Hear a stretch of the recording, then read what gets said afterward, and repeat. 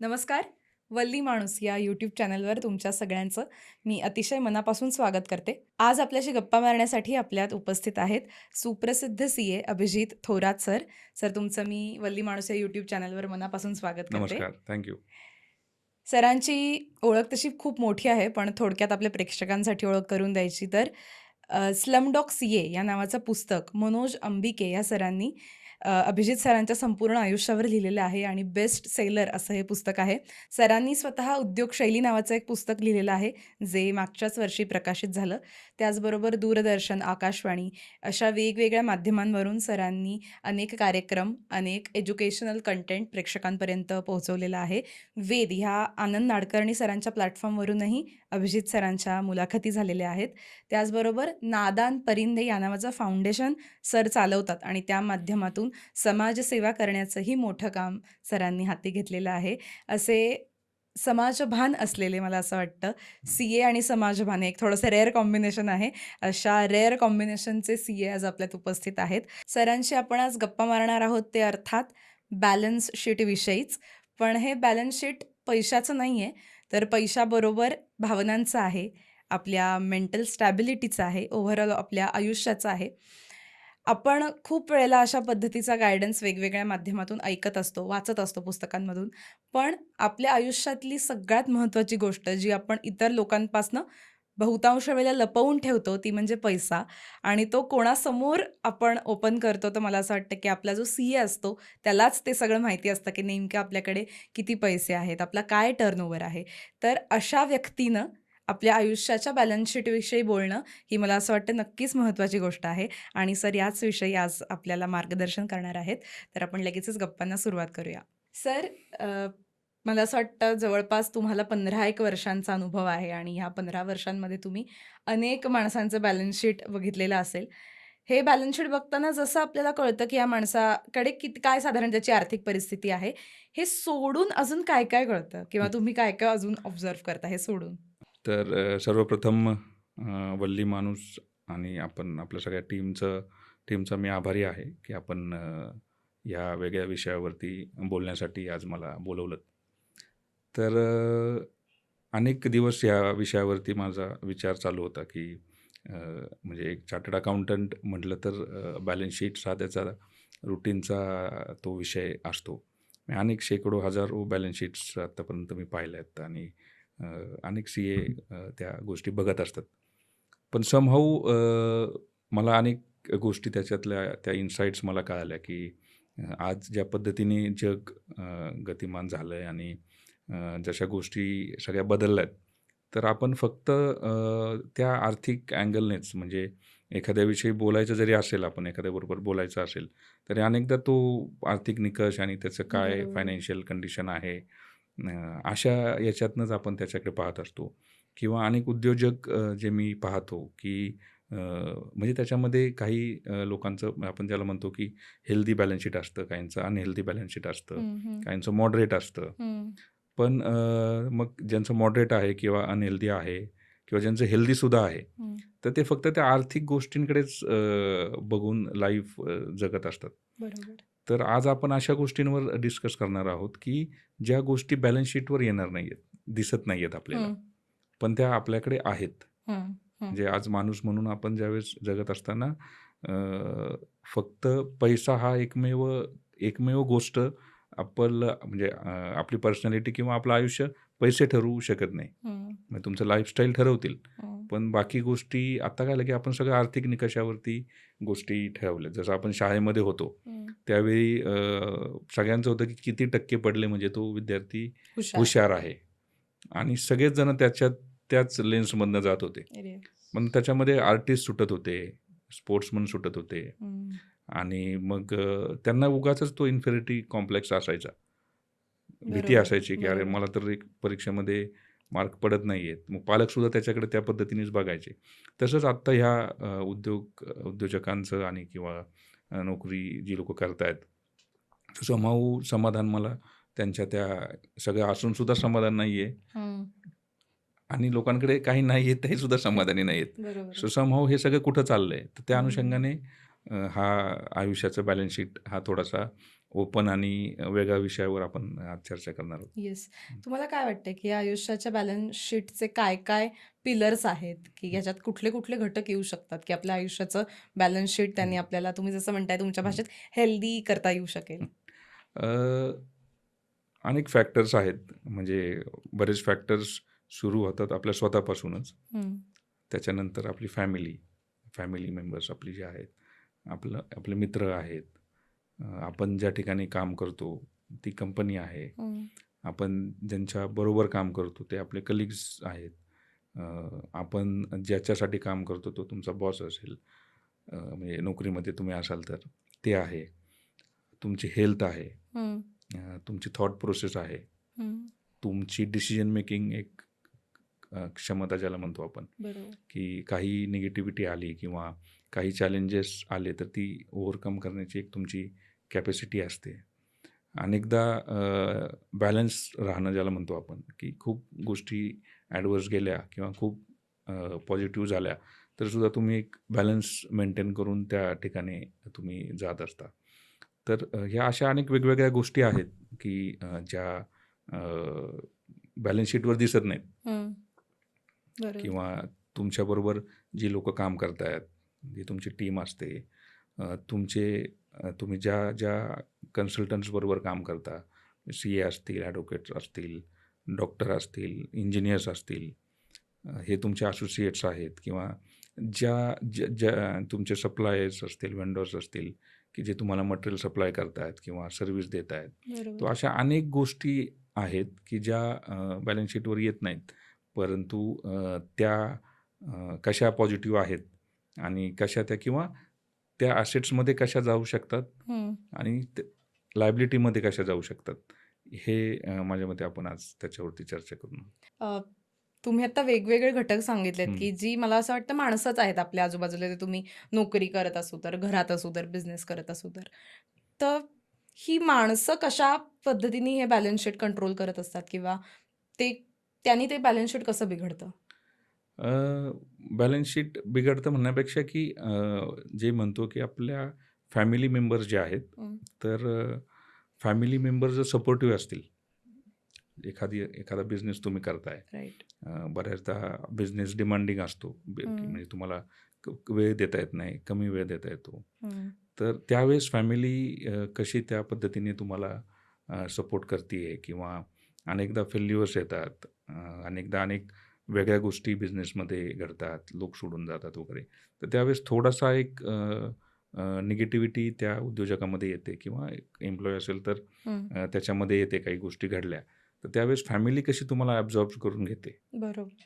So हा खूप important गोष्ट आहे. हं, आता बऱ्याचदा काय होतं, की तो फॅमिलीचा सपोर्ट खूप चांगला असतो. राइट. पण तो आपण काउंटच करत नाही. आपण फक्त तेच बघतो, की माझं काय निगेटिव्ह चाललंय. हं, माझा माझा हा लॉस झालाय, माझं ते झालंय, माझं ते बरोबर चालत नाहीये. हं, पण आपण हे बघत नाही आहोत, की अरे मला जर उद्या काही चुकीचं घडलं, तर हं. माझ्याबरोबर माझे आई-वडील माझ्याबरोबर आहेत. बरोबर, माझा भाऊ माझ्याबरोबर आहे. माझी बहीण माझ्याबरोबर आहे. बरोबर. सो ती जी आहे ना, ती ॲसेट जी आहे ती खूप मोठी आहे. हं, बरं ही अशी ॲसेट आहे, की जी तुम्ही मार्केटमध्ये विकत नाही घेऊन जाऊ शकत. राइट? म्हणजे राइट, आपण राइट. कव्हर करायचा पॉइंटच तो होता, की ह्या गोष्टी तुम्हाला विकत नाही घेता येत. येस. पण त्याच्या उलट जर हं, फॅमिलीचा जर सपोर्ट नसेल, हं. म्हणजे आधी आपण म्हणतो ना, की अनेक ह्याच्यामध्ये आपण ऐकत असतो, की "अरे मी करतोय तुमच्यासाठीच करतोय ना." बरोबर. किंवा इन जनरल चर्चा करताना सुद्धा ती डिस्कशन होते, कारण की मी एवढं काम करतोय, मी एवढ्या सगळ्या गोष्टी करतोय. हं, ते फॅमिलीसाठीच करतोय, पण फॅमिली समाधानी नसते. बरोबर. ऑल्वेज डिमांडिंग असते. येस. म्हणजे अनेक उदाहरणं असं बघतो मी, की त्यांना तुम्ही काय करताय ह्याच्याशी काहीच कन्सर्न नसतो. हं, त्यांच्यासाठी काय आहे, बरोबर. ह्याच्यावरच ते त्या गोष्टी पाहत असतात. हं, सो मग ती गोष्ट लायबिलिटीमध्ये जाते. मग हे समहाऊ राइट. लक्षात आलं, की अरे ही आपली लायबिलिटी आहे. तर मग माणूस हा जो काही गोष्ट सांगत असतो, की मी तुमच्यासाठीच करतोय वगैरे, तर तो मग स्वतःसाठी तरी करेल ना काहीतरी. करेक्ट. तर ते रिअलाईज व्हायला हवं. हं, म्हणून हं. आपण ती जशी ॲसेट आहे तशी काही लोकांच्या बाबतीमध्ये अनफॉर्च्युनेटली लायबिलिटीसुद्धा आहे. बरोबर. अनेकदा फॅमिलीनी फ्रीडम दिलेलं असतं मुलाला, हं, की तू ठीक आहे, तुला डिसिजन घ्यायचा आहे ना, तर तू घे. त्याला काय झालं किंवा त्यात तुला काय हवं असेल तर मला विचार, मी तुला ते सांगेल. येस. तर तो थोडासा इंडिपेंडंट होतो. बऱ्याच फॅमिलीजमध्ये मी असं पाहतो की त्याला डिसिजनच घेऊ देत नाहीत. हं. कायम त्यांनी काहीतरी डिसिजन घेतला की मग नाही, नाही तू असा का घेतला? हं. मग तू हे का नाही पाहिलं? राइट. मग ते चुकीचंच होईल.